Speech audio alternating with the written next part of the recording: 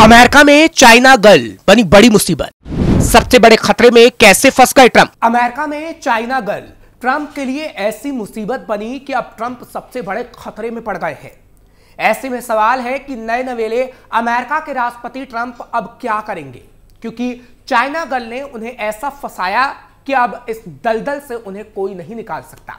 नमस्कार, capital TV देख रहे हैं आप, मैं हूं आपके साथ हर्ष भारद्वाज। दुनिया भर के देशों में बहुत से लोग ड्रग्स की लत से जूझ रहे हैं। इनमें ज्यादातर संख्या युवाओं की है। ड्रग्स की ज्यादा मांग और इनके महंगा बिकने के कारण कई देशों में मादक पदार्थों की खेती तक होती है।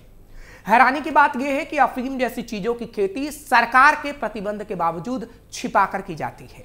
यही कारण है कि ड्रग्स की लत से ग्रसित लोगों की संख्या हर दिन बढ़ रही है। इस लत के घातक परिणाम भी देखने को मिलते हैं। भविष्य के युवाओं को इससे बचाने के लिए अंतर्राष्ट्रीय समुदाय काफी प्रयास कर रहा है, लेकिन समस्या फिर भी खत्म नहीं हो रही है।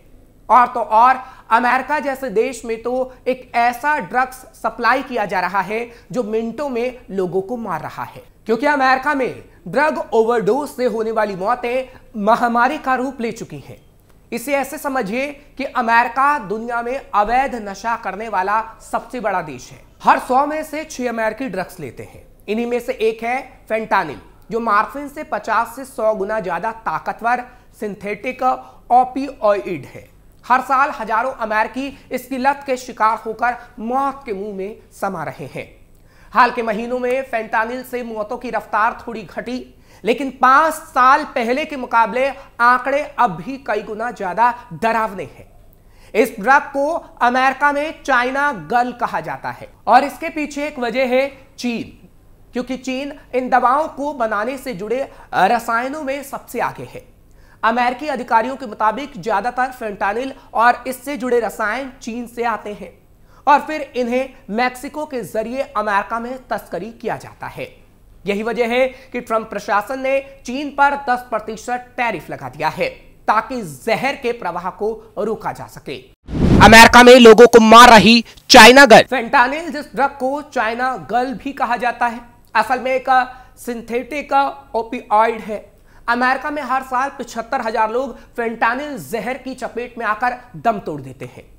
अमेरिका के centre for disease control and prevention के मुताबिक फेंटानिल एक तरह का सिंथेटिक ड्रग है, क्योंकि इसे लैब में बनाया जाता है।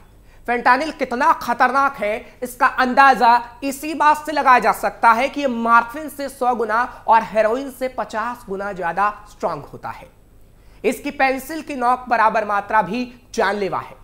ओवरडोज के बाद मौत में कई घंटे या दिन नहीं लगते, बल्कि कुछ ही मिनटों के भीतर सब कुछ खत्म हो जाता है।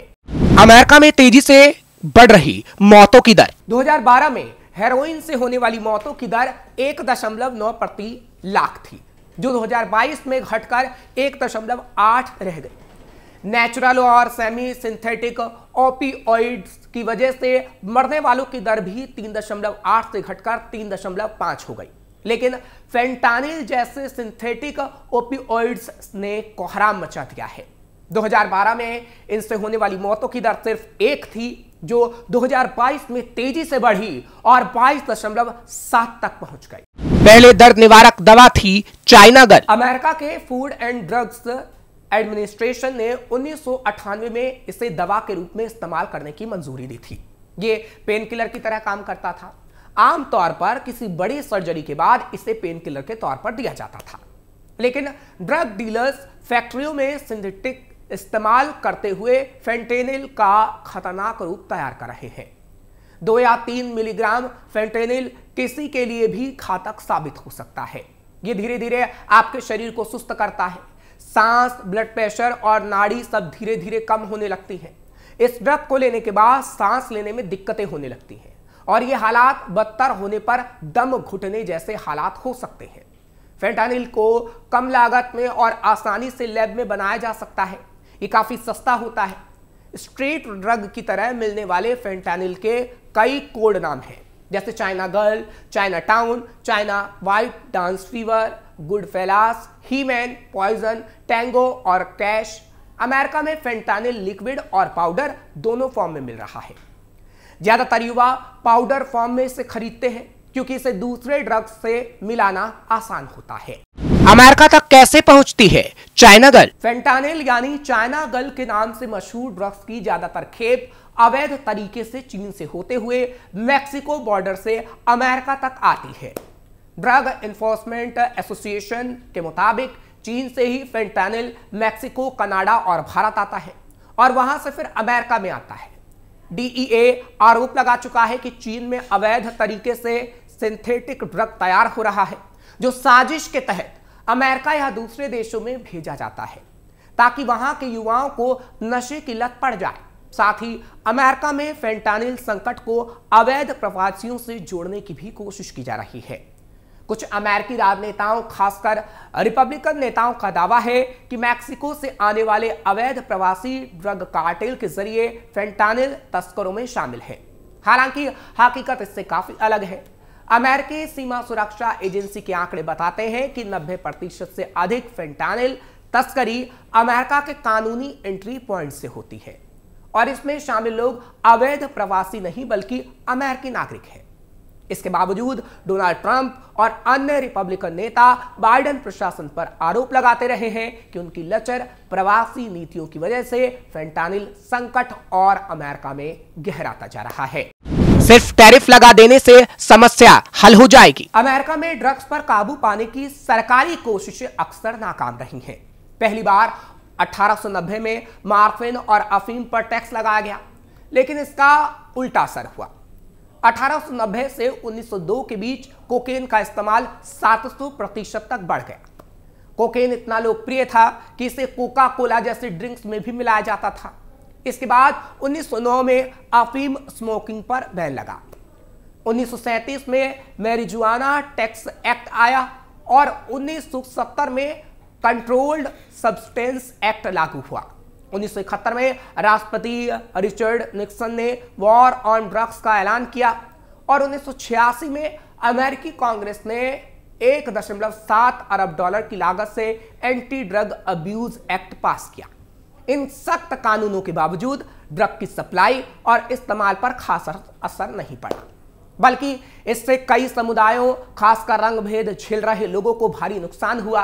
अब अमेरिका ड्रग्स रोकने के लिए टैरिफ का सहारा ले रहा है। दरअसल सत्ता में आने के साथ ही ट्रंप जो तेवर दिखाते आ रहे हैं, उन पर 1 फरवरी को उन्होंने अमल किया और मैक्सिको और कनाडा के उत्पादों पर एक तरफा 25% टैरिफ लगा दिया, यानी एक तरीके का कर। चीन से आने वाले उत्पादों पर 10% टैरिफ लगाने का फैसला किया गया। ट्रंप ने ये फैसले इन देशों के साथ अमेरिका को हो रहे भारी व्यापार घाटे के नाम पर लगाए, लेकिन जानकारों का मानना है कि व्यापार घाटे से ज्यादा बड़ी चिंता डोनाल्ड ट्रंप को इन देशों के जरिए अमेरिका में होने वाली ड्रग्स तस्करी, खासतौर पर फेंटानिल की तस्करी और अवैध अप्रवासियों की थी, जो उनकी विदेश नीति और घरेलू नीति से गहरा जुड़ा हुआ है। यही वजह है कि 25% टैरिफ लगाने के 24 घंटे के अंदर ही असर दिखा और पहले तक आक्रामक तेवर दिखा रहे 2 देश मैक्सिको और कनाडा बातचीत की टेबल पर आ गए।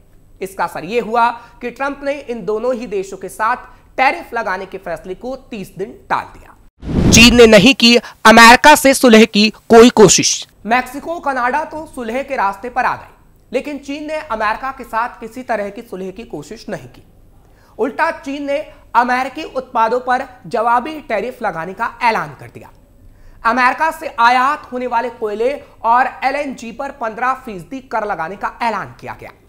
कच्चे तेल और खेती के उपकरणों के आयात पर 10% कर लगाया गया। यही नहीं, चीन ने फेंटानिल संकट को अमेरिका की ही समस्या बता दिया। फेंटानिल के मुद्दे पर अमेरिका को चीन से शिकायत। दरअसल फेंटानिल के मुद्दे पर अमेरिका को चीन से शिकायत यह है कि इस ड्रग को बनाने से जुड़ा कच्चा माल यानी रसायन वगैरह चीन से आता है और चीन को उन पर सख्ती दिखानी चाहिए। लेकिन चीन अमेरिका की धौंस के आगे झुकता नहीं। ड्रग्स का माफिया दुनिया में कहीं भी सक्रिय हो, उसकी हरकतों का असर दुनिया के दूर दराज इलाकों तक पड़ता है। फिलहाल हम अमेरिका की बात कर रहे हैं, जो लैटिन अमेरिका के ड्रग तस्करों से परेशान है। वहीं चीन से भी अमेरिका ज्यादा परेशान है, क्योंकि मैक्सिको से जिसके साथ उसकी 3145 किलोमीटर सीमा लगती है, इस सीमा को पूरी तरह सील करना असंभव सा है। इसलिए टैरिफ लगाकर अमेरिका उस पर अंकुश लगाना चाहता है। फिलहाल ये कहा जा सकता है कि सरकारें ड्रग कार्टेल्स के आगे बनी रही और सरकारी भ्रष्टाचार और घूसखोरी उनके आगे बढ़ने का सबसे बड़ा जरिया बना रहा।